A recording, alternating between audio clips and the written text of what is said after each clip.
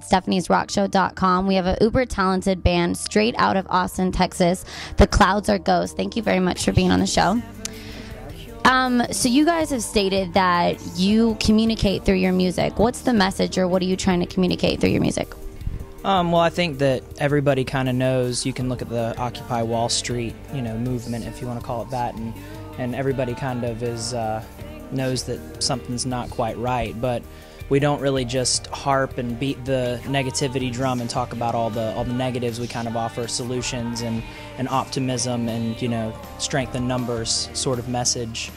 So instead of just feeling sorry for ourselves and ragging on the government and such, we kind of try to draw people together and give people some hope. That's awesome. I like it. And you guys have a unique sound. You've done a cover of Radiohead, though, and I feel like there's a little electronic Radiohead-ish. Is there other artists that have influenced your sound? Well, I mean, we have a total of 6 people in the band now. I think that our influences are pretty widespread. There's definitely, some Pink Floyd and some Tool and Radiohead and Ciaros and Mogwai, and I mean, I could just keep listing and listing.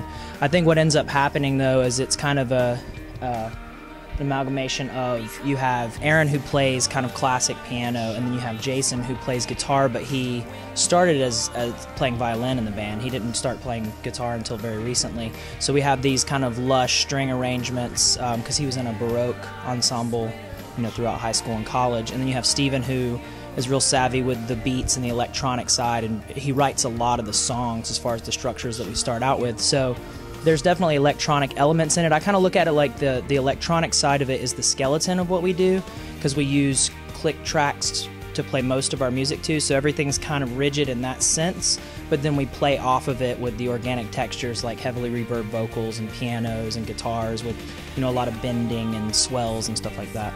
Nice. And you guys have been a band since 2008.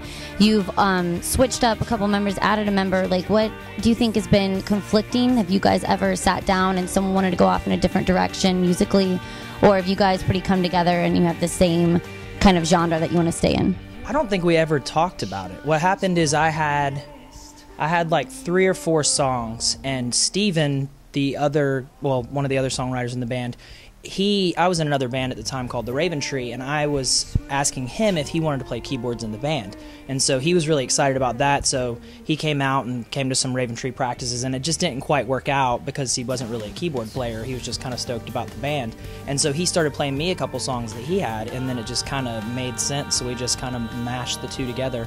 Like, our first album is, I want to say, 4 songs that I wrote, 4 songs that he wrote, and then a song that Aaron wrote and a song that Jason wrote.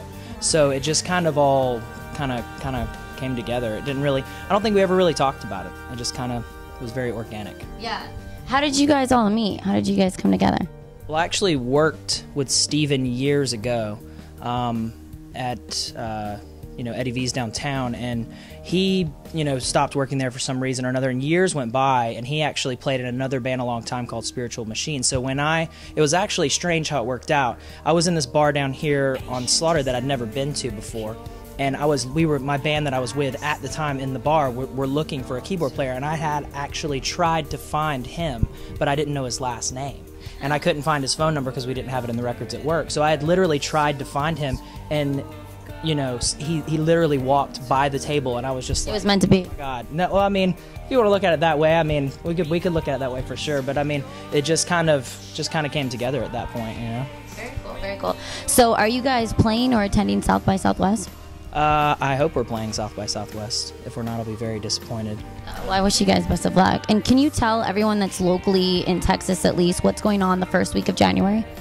The first week of January is Free Week, which is kind of a mini South by Southwest of sorts for mainly Austin acts.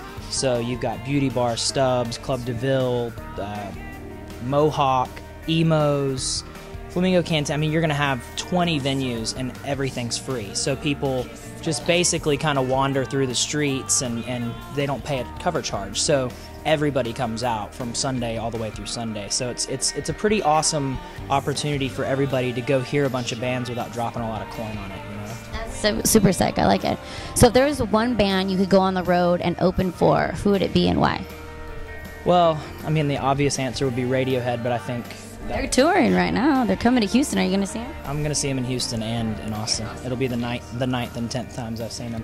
But I mean, I think that, you know, in this, you know, business, if you will, you kind of want to play with bands that you don't sound like. And I think if we were to ever, I don't think we would ever be a good opener for a band like Radiohead, because I think the similarities are too blaringly obvious, you know. So and maybe get a different fan base too that wouldn't normally listen to you or find out who you are. Yeah, I think I would say Blonde Redhead would be my answer to that question. Yeah.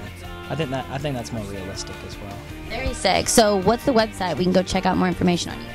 If you go to cloudsorghost.com, you can download both of our albums from our Bandcamp, which is linked right through there. It's a piece of cake.